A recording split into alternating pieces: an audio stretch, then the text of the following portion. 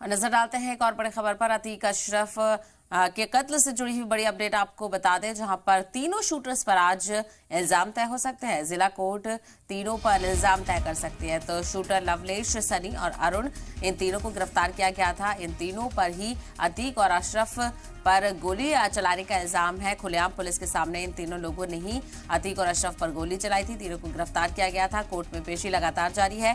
Court में chargesheet भी दाखिल हो चुकी है एसआईटी की तरफ से। तो वीडियो कॉन्फ्रेंसिंग के जरिए से तीनों मुलजिमों की पेशी आज होनी है। और 15 अप्रैल को आपको याद दिलाते चले, 15 अप्रैल वो दिन था जब रात के 10 बजे अतीक और अशरफ का पुलिस की मौजूदगी में ही जबरदस्त फायरिंग करते हुए उनका कत्ल कर दिया गया था। तो 3 शूटर्स को गिरफ्तार किया गया था।